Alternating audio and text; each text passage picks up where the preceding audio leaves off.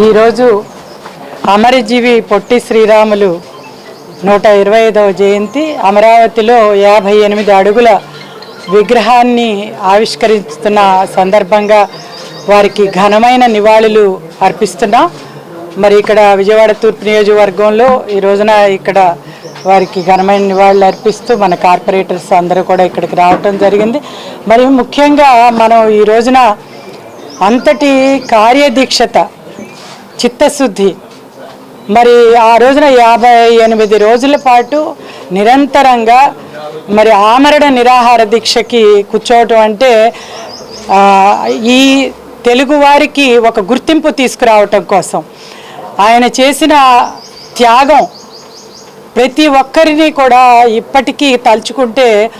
ఒళ్ళు గగురు పొడుస్తుంది. ఆయన ఆకలితో రాత్రిపూట హాహాకారాలు చేయటం, విన్నవాళ్ళు చెప్పినవి మనం చరిత్రలో చూస్తే ఆ చివరి వరకు కూడా నాకు అంటే నేను అన్కాన్షియస్ అయినా కూడా మీరు పొరపాటున కూడా నాకు ఆహారాన్ని ఎక్కించొద్దు అని ఆయన మాట్లాడిన ఆ చిత్తశుద్ధిని మనం తలుచుకుంటే మనకి ఇప్పటికీ కూడా కళ్ళ అంట నీళ్లు కారుతుంది. మరి ఈ రోజున రాజకీయం చూస్తే మరి కేవలం స్వార్థ రాజకీయాల కోసం ఈ తెలుగువారి అస్తిత్వాన్ని దెబ్బతీస్తూ ఇవాళ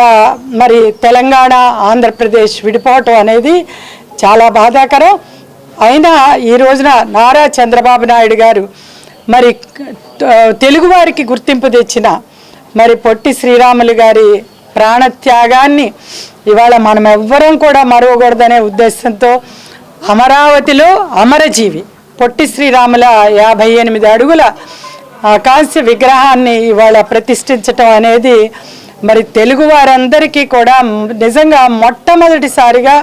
ఈ రోజున పండుగ అనేది నేను తెలియజేస్తున్నాను. మరి ఆ రోజున ఏదైతే తెలుగుదేశం పార్టీ ఆంధ్రుల తెలుగువారి అస్తిత్వం కోసం ఈ తెలుగుదేశం పార్టీ పుట్టిందో మరి అదేవిధంగా తెలుగువారి మరి ఈ రోజున ఆత్మ త్యాగంతో వారి ఆత్మ త్యాగంతో ఈ రోజున నిజంగా ఆంధ్రప్రదేశ్ తెలుగువారికి గుర్తింపు అనేది వచ్చింది. మరి ఆయన ఏదైతే ఆశించారో ఈ ఆంధ్ర రాష్ట్రం తెలుగువారంతా కూడా ఇవాళ అభివృద్ధి చెంది ఈ రోజున ఎన్నో విజయాలు సాధించాలని ఆయన ఆశించారు. ఆశయాలని ముందుకు తీసుకెళ్ళటానికి ఇవాళ ఈ రాష్ట్రం విడిపోయిన తర్వాత కూడా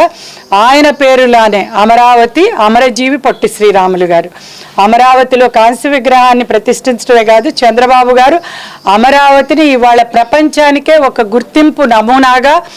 ఆంధ్ర రాష్ట్ర ప్రజలందరూ చక్కటి ప్రగతి సాధించటానికి స్వర్ణాంధ్రప్రదేశ్గా తీర్చిదిద్దేదానికి అహర్నిశలు శ్రమపడి ఇవాళ ఆయన 73 ఏళ్ల వయసులో కూడా ఇంత కష్టపడుతున్నారు అని అంటే ఇలాంటి వారి త్యాగాలని ఈ రోజున మనం ముందుకు తీసుకెళ్ళటం, మనం గుర్తుపెట్టుకోవటం, మరి ఆ రకంగా ఈ ఆంధ్ర రాష్ట్రాన్ని అభివృద్ధి పదంలోకి తీసుకువెళ్ళటానికి మరి నారా చంద్రబాబు నాయుడు గారి కృషి, అదేవిధంగా వెన్నంటే మన యువరాజు కూటమి ప్రభుత్వం కానివ్వండి, అదేవిధంగా నారా లోకేష్ గారు ఇంత తొందరగా కేవలం 6 నెలల కాలంలో మరి ఇది ప్రతిష్ఠించడం అనేది చాలా గొప్ప విషయంగా మేము భావిస్తూ నిరంతరం చరిత్రలో మన కోసం త్యాగాలు చేసిన స్వతంత్ర సమరయోధుల్ని కానివ్వండి, మరి మన ఆంధ్ర రాష్ట్రం కోసం త్యాగం చేసిన మరి అమరజీవి పొట్టి శ్రీరాములు గారి నుండి